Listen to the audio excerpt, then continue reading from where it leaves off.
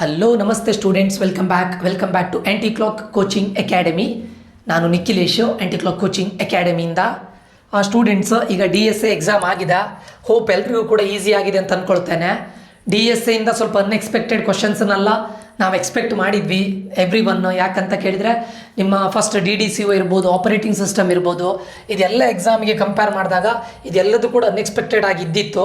ಯಾಕಂದರೆ ನಾವು DDCO ಮತ್ತು ಆಪರೇಟಿಂಗ್ ಸಿಸ್ಟಮಲ್ಲಿ ಡೈರೆಕ್ಟ್ ಥಿಯರಿ ಕ್ವಶನ್ಸನ್ನು ಎಕ್ಸ್ಪೆಕ್ಟ್ ಮಾಡಿದ್ವಿ. ಬಟ್ ಕೆಲವೊಂದು ಮಾಡ್ಯೂಲಲ್ಲಿ ಕೆಲವೊಂದು ಕ್ವಶನ್ಸ್ಗಳು ಅನ್ಎಕ್ಸ್ಪೆಕ್ಟೆಡ್ ಆಗಿ ಇದ್ದಿತ್ತು. ಲೈಕ್ ಮಲ್ಟಿ ಲೆವೆಲ್ ಸ್ಕೆಡ್ಯೂಲಿಂಗ್ ಇರ್ಬೋದು ಅಥವಾ ಕ್ಲೌಡ್ ಕಂಪ್ಯೂಟಿಂಗ್ ಇರ್ಬೋದು, ಇದೆಲ್ಲ ಕೂಡ ಅನ್ಎಕ್ಸ್ಪೆಕ್ಟೆಡ್ ಆಗಿದ್ದಿತ್ತು. ಸೊ ಅದನ್ನು ನೋಡಿದಾಗ ನಾನು ಕೂಡ DSAಲಿ 4th ಮತ್ತು 5th ಮಾಡ್ಯೂಲಲ್ಲಿ ಸ್ವಲ್ಪ ಅನ್ಎಕ್ಸ್ಪೆಕ್ಟೆಡ್ ಕ್ವಶನನ್ನು ಎಕ್ಸ್ಪೆಕ್ಟ್ ಮಾಡ್ತಾ ಇದ್ದೆ, ಕೊಡ್ಬೋದೇನು ಅಂತ. ಬಿಕಾಸ್ ಪ್ರೀವಿಯಸ್ 2 ಪೇಪರ್ನ ನೋಡಿದಾಗ ತುಂಬ ಅನ್ಎಕ್ಸ್ಪೆಕ್ಟೆಡ್ ಇದ್ದಿತ್ತು. DSAಲ್ಲೂ ಕೂಡ ನಾನು ಸ್ವಲ್ಪ ಅಪ್ಲಿಕೇಶನ್ ಟೈಪ್ ಆಫ್ ಕ್ವಶನ್ಸನ್ನು ಕೊಡ್ತಾರಂತ ಎಕ್ಸ್ಪೆಕ್ಟ್ ಮಾಡಿದ್ದೆ. ಬಟ್ ಲಕ್ಕಿಲಿ ಇದು ನಿಮ್ಮ ಫೇವರ್ ಆಗಿದ್ದಿತ್ತು. ಕಂಪ್ಲೀಟ್ಲಿ ಎಲ್ಲದೂ ಕೂಡ ಸ್ಟ್ರೇಟ್ ಫಾರ್ವರ್ಡ್ ಕ್ವಶನ್, ಎಲ್ಲದು ಪ್ರೀವಿಯಸ್ ಇಯರ್ ಕ್ವಶನ್ ಪೇಪರ್ಸಿಂದನೇ ಕೊಟ್ಟಿದ್ದಾರೆ. ದರ್ ಇಸ್ ನಥಿಂಗ್, ಅಂದರೆ ಔಟ್ ಆಫ್ ಬಾಕ್ಸ್ ಆಗಿ ಥಿಂಕ್ ಮಾಡಿ ಏನೂ ಕೊಡಲಿಲ್ಲ. ಆ್ಯಂಡ್ ಒನ್ ಮೋರ್ ಥಿಂಗ್, ನ್ಯೂಮರಿಕಲನ್ನು ಕೂಡ ಎಕ್ಸ್ಪೆಕ್ಟ್ ಮಾಡಿದ್ವಿ.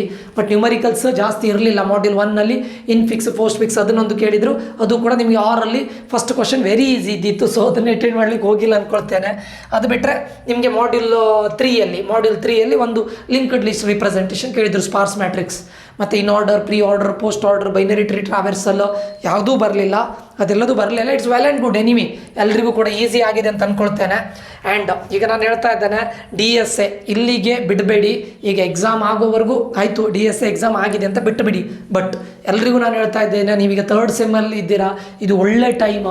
ದಯವಿಟ್ಟು ನಿಮ್ಮದು ಲೀಡ್ ಕೋಡಲ್ಲಿ ಪ್ರೊಫೈಲ್ ಇಲ್ಲದೆ ಇದ್ದರೆ ಈ ಎಕ್ಸಾಮ್ ಆಗಿದ ತಕ್ಷಣ ಪ್ರೊಫೈಲ್ ಕ್ರಿಯೇಟ್ ಮಾಡಿ ಈಸಿ ಲೆವೆಲ್ ಪ್ರೋಗ್ರಾಮನ್ನು ಸಾಲ್ವ್ ಮಾಡ್ಲಿಕ್ಕೆ ಟ್ರೈ ಮಾಡಿ. ಡೇಟಾ ಸ್ಟ್ರಕ್ಚರ್ ಆ್ಯಂಡ್ ಅಲ್ಗೋರಿದಮ್, ಒಂದು ಒಳ್ಳೆ ಪ್ರಾಡಕ್ಟ್ ಬೇಸ್ಡ್ ಕಂಪನಿಯಲ್ಲಿ ನೀವು ಪ್ಲೇಸ್ ಆಗಬೇಕಂದ್ರೆ data structure very very very important. Without data structure knowledge ಇಲ್ಲದೆ ಇದ್ದರೆ ನಿಮ್ಗೆ ಖಂಡಿತ ಪ್ರಾಡಕ್ಟ್ ಬೇಸ್ಡ್ ಕಂಪನಿಯಲ್ಲಿ ಗ್ಯಾರಂಟಿ ಪ್ಲೇಸ್ ಆಗೋದಿಲ್ಲ, ಫಾರ್ ಶೋರ್. ಓಕೆ, ನೀವು ಯಾವುದೇ ಪ್ರೋಗ್ರಾಮಿಂಗ್ ಲ್ಯಾಂಗ್ವೇಜಲ್ಲಿ ಏನೇ ಇರಿ, ಬಟ್ ಪ್ರಾಡಕ್ಟ್ ಬೇಸ್ಡ್ ಕಂಪನಿಯಲ್ಲಿ ಆಗಬೇಕಂದ್ರೆ data structure and algorithm very very important. ಅದಾದಮೇಲೆ ನೀವು 25-30 ಲಕ್ಷ ಪ್ಯಾಕೇಜ್ ಆಗಬೇಕಂದ್ರೆ ನಿಮಗೆ ಜಸ್ಟ್ ಒಂದು 10ರಿಂದ 15 ಲಕ್ಷ ಅಥವಾ ಒಟ್ಟು 20 ಲ್ಯಾಕ್ಸ್ವರೆಗೆ ಪ್ಯಾಕೇಜ್ ಆಗಬೇಕು ಅಂತಿದ್ರೆ ನಿಮಗೆ ಸ್ಟ್ಯಾಕ್ಸ್, ಕ್ಯೂಸ್, ಲಿಂಕ್ಡ್ ಲಿಸ್ಟ್ ಇದ್ರ ನಾಲೆಜ್ ಇದ್ರೂ ಸಾಕು. ಬಟ್ ಅಬೌಟ್ 20 ಲ್ಯಾಕ್ಸ್ ಆಗಬೇಕು ಅಂತ ಹೇಳಿದ್ರೆ ಟ್ರೀಸ್, ಗ್ರಾಫ್ ಇದ್ರ ಮೇಲೆ ಕೇಳ್ತಾರೆ.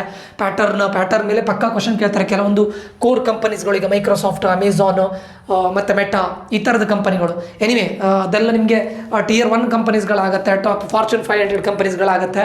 ಅಟ್ಲೀಸ್ಟ್ ನಿಮಗೆ ಒಂದು 15 ಲ್ಯಾಕ್ಸ್ ಅಥವಾ 20 ಲ್ಯಾಕ್ಸ್ ಅಟ್ಲೀಸ್ಟ್ ಒಂದು ಪ್ರಾಡಕ್ಟ್ ಬೇಸ್ಡ್ ಕಂಪನಿಯಲ್ಲಿ ಆಗಬೇಕಂದ್ರೆ ಡೇಟಾ ಸ್ಟ್ರಕ್ಚರ್ ಆ್ಯಂಡ್ ಅಲ್ಗೋರಿದಮ್ ತುಂಬ ಇಂಪಾರ್ಟೆಂಟ್ ಆಗುತ್ತೆ. This is best time. ಇದೊಂದು ಎಕ್ಸಾಮ್ ಆದಮೇಲೆ 16th ನಿಮಗೆ ಎಕ್ಸಾಮ್ ಆಗುತ್ತೆ. ಅದಾದ ನಂತರ ನಿಮ್ಮದು ಲೀಡ್ ಕೋಡಲ್ಲಿ ಪ್ರೊಫೈಲ್ ಕ್ರಿಯೇಟ್ ಮಾಡಿ ಈಸಿ ಪ್ರಾಬ್ಲಮನ್ನು ಸಾಲ್ವ್ ಮಾಡಲಿಕ್ಕೆ ಟ್ರೈ ಮಾಡಿ ದಯವಿಟ್ಟು. ಓಕೆ, ಸೊ ಇದಿಷ್ಟು. ಡೇಟಾ ಸ್ಟ್ರಕ್ಚರ್ನ ಇಲ್ಲಿಗೆ ಬಿಡಬೇಡಿ, ಈಸಿ ಆಗಿದೆ. So I am happy for that. ಎಲ್ರಿಗೂ ಕೂಡ ನನಗೂ ಖುಷಿಯಾಗಿದೆ. ಎನಿವೆ, ಈಗ ನೆಕ್ಸ್ಟ್ ಇನ್ನೊಂದು ಎಕ್ಸಾಮ್ ಇದೆ, ಜಾವಾ ಎಕ್ಸಾಮ್. ಇದೇ ಫೋರ್ಸಲ್ಲಿ ಡ್ರೈವ್ ಮಾಡಿಕೊಂಡು ಜಾವಾವನ್ನು ಕೂಡ ಕಂಪ್ಲೀಟ್ ಮಾಡಿ ದಯವಿಟ್ಟು. ನಾನು ಎಲ್ರಿಗೂ ಹೇಳ್ತೇನೆ, ಐ ನೋ ದ್ಯಾಟ್ ನಾನು ಒಬ್ಬ ಇಂಜಿನಿಯರ್ ಆಗಿ ನನಗೆ ಗೊತ್ತಿದೆ. ಸೊ ಏನು ಅಂತ ಕೇಳಿದರೆ ನಾವೆಲ್ಲರೂ ಕೂಡ ಯಾವ ರೀತಿ ಅಂತ ಕೇಳಿದರೆ ಲಾಸ್ಟ್ ಡೇ ನಿಮಗೆ 10 ಡೇಸ್ ಟೈಮ್ ಕೊಟ್ಟರು ಕೂಡ ನೀವು ಓದೋದು ಲಾಸ್ಟ್ ಡೇನೆ. ಓಕೆ, ಸೊ ಬಟ್ ಆಗ ಮಾಡ್ಕೊಳ್ಬೇಡಿ. ಯಾಕಂದರೆ ಒಂದು ಎಕ್ಸಾಮ್ ಇದೆಯಲ್ಲ, ಇದು ಕೂಡ ಒಂದು ಒಳ್ಳೆ ರೀತಿಯಲ್ಲಿ ಮುಗ್ದು ಬಿಡುತ್ತೆ. ಮತ್ತು ಆಪರೇಟಿಂಗ್ ಸಿಸ್ಟಮ್ಮು ಆ್ಯಂಡ್ DDCO ನನ್ನ ಪ್ರಕಾರ ಸ್ವಲ್ಪ ಕರೆಕ್ಷನ್ ಲಿಬರಲ್ ಆಗಿ ಮಾಡ್ಬೋದು. ಬಿಕಾಸ್ ಎಲ್ಲರಿಗೂ ಕೂಡ ಟಫ್ ಆಗಿದೆ. ಆಲ್ಮೋಸ್ಟ್ ಹೆಚ್ಚಿನವರು ಕೂಡ ಟಫ್ ಅಂತ ಹೇಳಿದ್ದಾರೆ. 90% ಆಫ್ ದ ಸ್ಟೂಡೆಂಟ್ಸು ಇದನ್ನು ಟಫ್ ಅಂತ ಹೇಳಿದ್ದಾರೆ. ಅಂದರೆ moderate to tough. Okay, so ಅದಕ್ಕೋಸ್ಕರ ಅದನ್ನು ಸ್ವಲ್ಪ ಕರೆಕ್ಷನ್ನು ಸ್ವಲ್ಪ ಲಿಬರಲ್ ಆಗಿ ಮಾಡ್ಬೋದೇನೋ ಅಂತ ಅಂದ್ಕೊಳ್ತೇನೆ. So no need to worry about that. Okay, no need to worry. And ಇನ್ನು ಇರೋ ಜಾವಾಕ್ಕೆ 5.5 ಡೇ ಇದೆ. ಸೊ ದಯವಿಟ್ಟು ಓದ್ಕೊಳ್ಳಿ. ಅಟ್ಲೀಸ್ಟ್ ನಾಳೆಯಿಂದ ಅಟ್ಲೀಸ್ಟ್ ಒಂದೊಂದು ಮಾಡ್ಯೂಲ್ ಆದರೂ ಮಾಡ್ಕೊಳ್ಳಿ. ನಾಳೆ ಒಂದು ಮಾಡ್ಯೂಲ್, ನಾಡಿದ್ದು ಒಂದು ಮಾಡ್ಯೂಲ್, ನಾಡಿದ್ದು ಒಂದು ಮಾಡ್ಯೂಲ್ ಮಾಡಿದರೆ ಅಲ್ಲಿಗೆ 3 ಮಾಡ್ಯೂಲ್ ಆಗುತ್ತೆ 3 ಡೇಸಲ್ಲಿ. ಬೇಕಾದರೆ 4th ಡೇಗೆ 2 ಮಾಡ್ಯೂಲನ್ನು ಕಂಪ್ಲೀಟ್ ಮಾಡಿಬಿಡಿ. ಅಲ್ಲಿಗೆ 5 ಮಾಡ್ಯೂಲ್ಸ್ ಆಗುತ್ತೆ. 5th and next day half day, 1.5 ಡೇಸನ್ನು ದಯವಿಟ್ಟು ನೀವು ರಿವಿಷನಿಗೆ ಇಟ್ಕೊಳ್ಳಿ. ಕನ್ಫ್ಯೂಷನ್ ಇರೋದಿಲ್ಲ. ಯಾಕಂದರೆ ಯಾವುದನ್ನು ಕೂಡ ಎಕ್ಸ್ಪೆಕ್ಟ್ ಮಾಡಬೇಡಿ.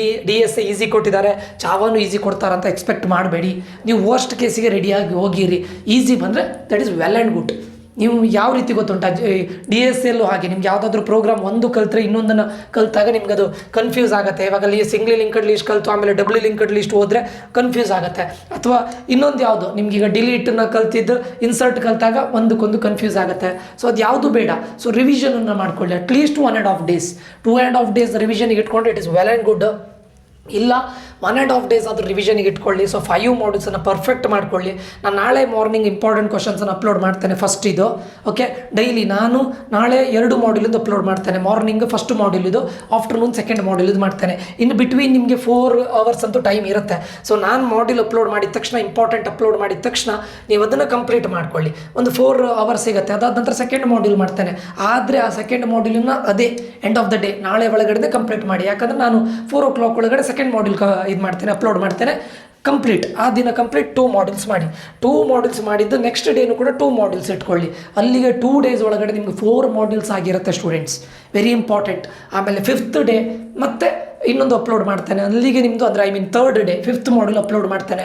2.5 ಡೇಸ್ ಒಳಗಡೆ ನಿಮ್ಮದು ಕಂಪ್ಲೀಟ್ ಒಂದು ಟೈಮ್ ಎಲ್ಲದೂ ಓದಿಯಾಗಿರುತ್ತೆ, ಇಂಪಾರ್ಟೆಂಟ್ ಕ್ವಶನ್ಸ್ಗಳು. ಅದಾದ ನಂತರ ಮತ್ತೆ ನಿಮಗೆ 3 ಡೇಸ್ ಟೈಮ್ ಸಿಗುತ್ತೆ. ಆವಾಗ ರಿವಿಷನ್ ಮಾಡ್ಕೊಳ್ಳಿ. ಇಂಪಾರ್ಟೆಂಟನ್ನು ರಿವಿಷನ್ ಮಾಡ್ಕೊಳ್ತಾ ಯಾವುದು ಇಂಪಾರ್ಟೆಂಟ್ ಬಿಟ್ಟು ಬೇರೆ ಯಾವುದಿದೆ ಅದನ್ನು ಕೂಡ ಮಾಡ್ಕೊಳ್ಬೋದು. You will get a lot of time. Okay, so ದಯವಿಟ್ಟು ವೇಸ್ಟ್ ಮಾಡ್ಕೊಳ್ಬೇಡಿ. ನಾಳೆಯಿಂದನೇ ಸ್ಟಾರ್ಟ್ ಮಾಡಿ. ಇವತ್ತು ಫುಲ್ ರಿಲ್ಯಾಕ್ಸ್ ಮಾಡಿ. ನಾನು ಇವತ್ತೇ ಸ್ಟಾರ್ಟ್ ಮಾಡಿ ಅಂತ ಹೇಳೋದಿಲ್ಲ. ನಾಳೆಯಿಂದ ದಯವಿಟ್ಟು ಓದ್ಕೊಳ್ಳಿ. ಜಾವಾ ಕೂಡ one of the very very important subject. Object oriented subject ಆಗಿರ್ಲಿಕ್ಕೆ ಹೋಗಿ, ಪ್ರೋಗ್ರಾಮಿಂಗ್ ಸಬ್ಜೆಕ್ಟ್ ಆಗಿರ್ಲಿಕ್ಕೆ ಹೋಗಿ ನಿಮಗೊಂದು ಒಳ್ಳೆ ಜಾಬನ್ನು ಕೊಡುವಂತಹ ಕೆಪಬಿಲಿಟಿ ಇದೆ ಜಾವಾಕ್ಕೂ ಹಾಗೆ DSCಗೂ ಹಾಗೆ. ಸೊ ದಯವಿಟ್ಟು ಜಾವಾನ ಟೆನಿ ಕಾಸ್ಟ್ ನೆಗ್ಲೆಕ್ಟ್ ಮಾಡಬೇಡಿ. ನಾಳೆಯಿಂದ ಇಂಪಾರ್ಟೆಂಟ್ ಕ್ವಶನ್ಸನ್ನು ಅಪ್ಲೋಡ್ ಮಾಡ್ತೇನೆ. ಓಕೆ, ಸೊ DSC ಎಕ್ಸಾಮ್ ಹೇಗಾಯಿತು ಅನ್ನೋದನ್ನು ಕಮೆಂಟ್ ಮಾಡಿ. ಈಸಿ ಆಗಿದೆ ಅಂತ ಅಂದ್ಕೊಳ್ತೇನೆ. ಈಸಿ ಆಗಿದ್ರೆ ಎಸ್ ಅಂತ ಕಮೆಂಟ್ ಮಾಡಿ. ಮಾಡರೇಟ್ ಆಗಿದ್ರೆ ಅಂದರೆ ಈಸಿ ಆಗಿದ್ರೆ ಇಟ್ ವಾಸ್ ಗುಡ್ ಅಂತ ಹಾಕಿ, ಗುಡ್ ಅಂತ. ಮಾಡರೇಟ್ ಆಗಿದ್ರೆ ಮಾಡರೇಟ್ ಅಂತ ಹಾಕಿ. ಡಿಫಿಕಲ್ಟಿ ಆಗಿದ್ರೆ ಡಿಫಿಕಲ್ಟಿ ಅಂತ ಹಾಕಿ. So that every one will get to know. But ನಾನು ಕ್ವಶನ್ ಪೇಪರ್ ನೋಡಿದಾಗ ಇಟ್ ವಾಸ್ ಗುಡ್. ಎಲ್ಲದೂ ಕೂಡ ಸ್ಟ್ರೇಟ್ ಫಾರ್ವರ್ಡ್ ಕ್ವಶನ್ ಇದ್ದಿತ್ತು. ಸೊ ಅದನ್ನೇ ಜಾವದಲ್ಲೂ ಕೂಡ ಎಕ್ಸ್ಪೆಕ್ಟ್ ಮಾಡೋಣ. ಬಟ್ ನಮ್ಮ ಟ್ರೈ ನಾವು ಮಾಡೋಣ. ಎಟ್ ಎನಿ ಕಾಸ್ಟ್ ನಾವು ಬಿಡೋದು ಬೇಡ. ಏನಂದರೆ ನಾವೇನು ನಮ್ಮ ಕಡೆಯಿಂದ ಈಗ 5.5 ಡೇಸ್ ಇದೆಯಲ್ಲ, ಅಲ್ಲಿ ಟ್ರೈ ಮಾಡೋಣ ಅಂತ ಹೇಳ್ತಾ ಇದ್ದೇನೆ. ಆಯಿತಾ? ಸೊ ನಾಳೆಯಿಂದ 2 ಮಾಡ್ಯೂಲ್ಸ್ ಮಾಡಿ. ನಾನು 2 ಮಾಡ್ಯೂಲ್ಸ್ ಅಪ್ಲೋಡ್ ಮಾಡ್ತೇನೆ. ನಾನು ಹೇಳೋದು ದಯವಿಟ್ಟು 2 ಮಾಡ್ಯೂಲ್ಸ್ ಮಾಡಿ. ವರ್ಸ್ಟ್ ಕೇಸ್ ಅಟ್ಲೀಸ್ಟ್ 1 ಮಾಡ್ಯೂಲ್ ಆದರೂ ಮಾಡಿ. ಲಾಸ್ಟ್ 1 ಡೇ 2 ಡೇಗೆ ದಯವಿಟ್ಟು ಇಟ್ಕೊಳ್ಬೇಡಿ. ಓಕೆ ಸ್ಟೂಡೆಂಟ್ಸ್, ಇದಿಷ್ಟು ಈ ವಿಡಿಯೋದಲ್ಲಿ ಆಗಿರುತ್ತೆ. ಇವತ್ತು ಯಾವುದೇ ರೀತಿಯಾದಂಥ ವಿಡಿಯೋ ಅಪ್ಲೋಡ್ ಮಾಡೋದಿಲ್ಲ ರಿಲೇಟೆಡ್ ಟು ಸಬ್ಜೆಕ್ಟು. ನಾಳೆ ಜಾವವನ್ನು ಅಪ್ಲೋಡ್ ಮಾಡ್ತೇನೆ. Morning before 11 o'clock first module ಇದು ಮಾಡ್ತೇನೆ. ಸರಿನಾ? ಓಕೆ ಸ್ಟೂಡೆಂಟ್ಸ್, ಇದಿಷ್ಟು ಈ ವಿಡಿಯೋದಲ್ಲಿ ಆಗಿರುತ್ತೆ. ಮುಂದಿನ ವಿಡಿಯೋದಲ್ಲಿ ಮತ್ತೆ ಸಿಗ್ತೇನೆ. ನಾನು ನಿಖಿಲೇಶ್ ಸೈನ್ ಆಫ್ ಆಗ್ತಾ ಇದ್ದೇನೆ. ಯಾರಾದರೂ ಈ ಚಾನಲ್ಗೆ ಹೊಸಬರಾಗಿದ್ದರೆ ಸಬ್ಸ್ಕ್ರೈಬ್ ಮಾಡೋದನ್ನು ಮರಿಬೇಡಿ. ನಿಮಗೆ ನಮ್ಮ ಕಂಟೆಂಟ್ಗಳು ಇಷ್ಟ ಆಗ್ತಾ ಇದ್ದರೆ, ನಮ್ಮ ಕಂಟೆಂಟಿಂದ ನಿಮ್ಗೆ ಏನಾದರೂ ಯೂಸ್ ಆಗ್ತಾ ಇದ್ದರೆ ಲೈಕ್ ಮಾಡಿ ಅಂತ ಹೇಳ್ತಾ ಇಲ್ಲಿಗೆ ಈ ವಿಡಿಯೋ ಎಂಡ್ ಮಾಡ್ತಾ ಇದ್ದೇನೆ. ಮುಂದಿನ ವಿಡಿಯೋದಲ್ಲಿ ಮತ್ತೆ ಸಿಗ್ತೇನೆ. Until that, love you all, bye, take care students.